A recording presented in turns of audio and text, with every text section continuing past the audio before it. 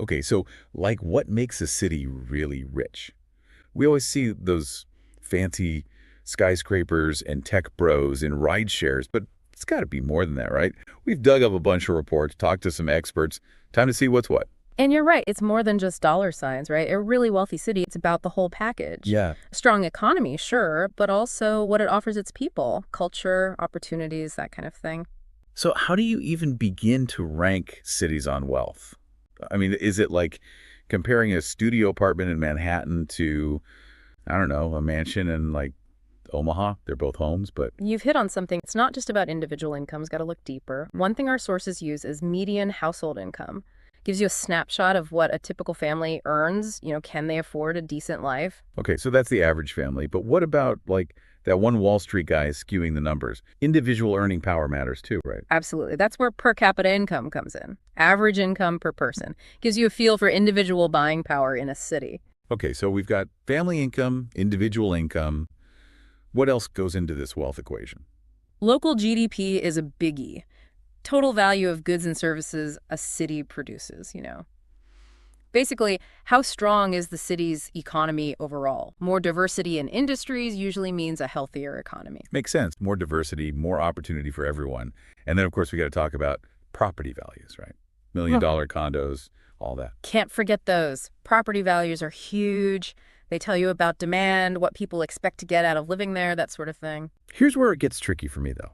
Like a six-figure salary in San Francisco, right?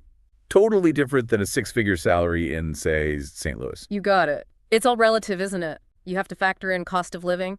High salary in a city with insane rents might not get you as far as you think. It's like comparing apples and oranges almost. So with all this in mind, which cities are always at the top of this wealthy list? San Francisco's a big one, always up there. But it's a city of contradictions, that's for sure. Right. It's like the global tech up. Yeah. Google, Apple, Meta, all those startups hoping to be the next big thing. And don't forget tourism. The Golden Gate Bridge, the food scene. San Francisco pulls people in from all over. So much wealth, so much innovation, but our sources all mention the downsides too. Big problems with income inequality and that housing crisis. It's pretty rough. Yeah, that's the thing about San Francisco. It shows you how a city can be rich on paper, but still have serious issues. You've got tech millionaires living blocks away from people struggling to even afford rent. It really is like two different worlds colliding, huh? Million-dollar homes being bought up while people who've lived there forever are getting pushed out. Exactly. Makes you think, what's the real cost of living in a city like that? Not just the money, but what about quality of life, for everyone? It's kind of mind-blowing when you think about it. Like owning a home in a place like that feels impossible for most people. It's easy to get caught up in the excitement, the tech scene, all that, but our sources did a good job showing us the other side of the story, the human side. That's what it comes down to, isn't it? The human stories behind the numbers. Totally. There was this one report that talked about middle-income earners in San Francisco, teachers, nurses, firefighters, those everyday heroes, getting priced out of their own neighborhoods. Crazy, right? And that's a pattern, unfortunately. It happens in a lot of cities where things are booming, prices going up, people who've lived there forever, they get pushed out. The city becomes this exclusive club, and it's not even just about housing, is it? Our sources talked about how wealth changes a city, like culturally, too. Right. It goes way beyond just fancy stores. Wealth, it affects everything. Schools, healthcare, the kind of businesses that survive. And we can't forget about gentrification, right? Yeah. Wealthier people moving in, pushing out the old businesses, changing the whole vibe. It's complicated, no easy answers. How do you keep the city's soul when everything's changing so fast? It's a tough balance, for sure.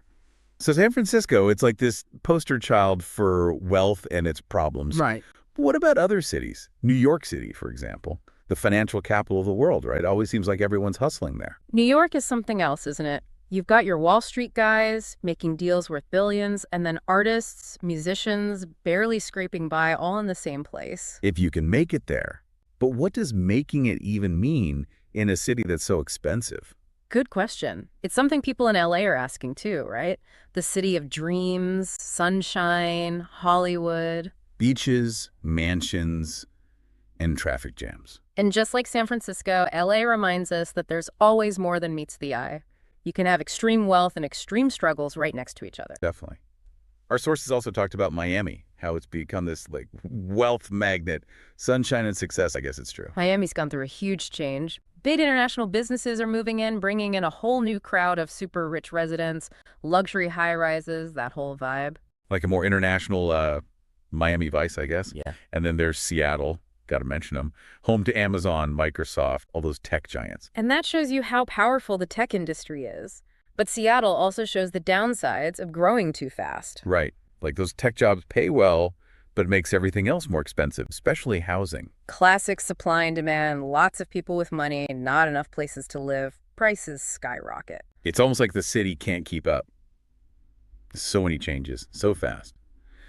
But with all these big names, there's a one city our sources kept mentioning as the next big thing, Austin. Austin's got this different energy, It's techy, but also creative, musical. Anything goes, right? But the question is, can Austin learn from the mistakes of other cities? Can they grow without losing what makes them unique? That's the big challenge for sure. And it applies to every city, not just Austin.